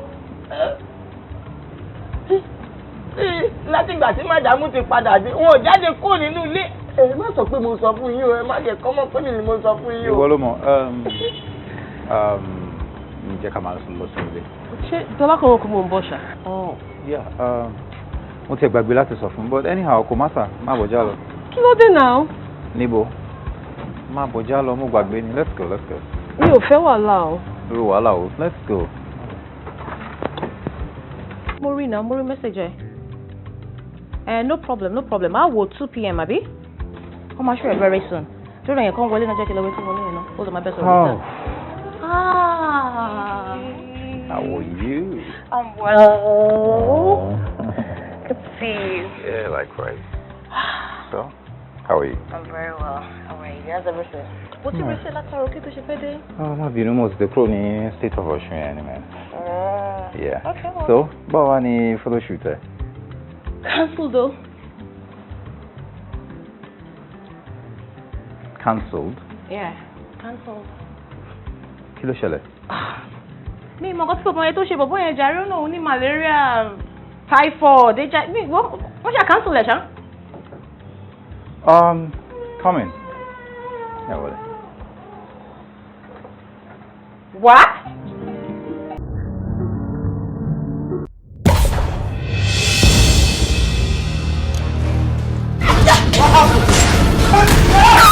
Sinimá titun Ronaldo bẹ̀m̀bẹ̀ tutù lẹ́yìn ó gbóná jọjọjọ nínú. Omi gbígbóná ni wọ́n ń dàlé lórí nígbàlẹ̀. Ìgbà irúnmọlẹ̀ ni wọ́n pèlè lórí. Agbára tó ń ké tantan tó ń búramúra bò ní jù. Ronaldo èjì ògbèlú ń tẹ̀sójú fóònù ẹ̀. Ọlọ́pàá tú jáde nítorí Ronaldo. Oòdùà tú jáde nítorí Ronaldo. Ejò parada ò dé èèyàn. Èèyàn tó parada ò dé ejò tó bá ra wọnú Ronaldo lọ. Ronaldo tó morúkọ tó ń pilẹ̀ tó ń gbéyàn mi bí kálokalo. Sinimá yìí lágbára jù kí ló dé.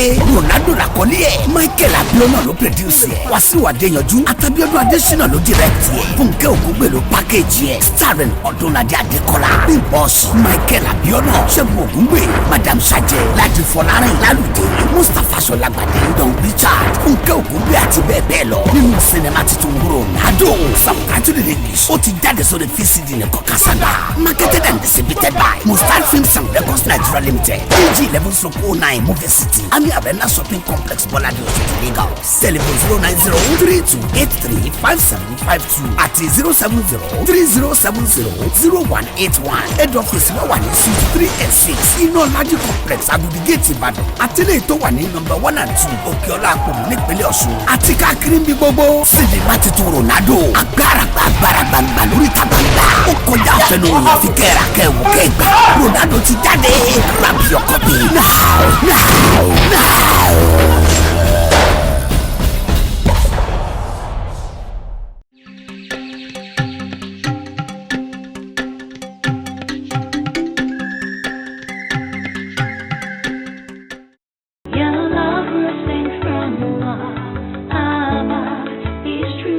Orí mi máa jẹ́ tẹ́.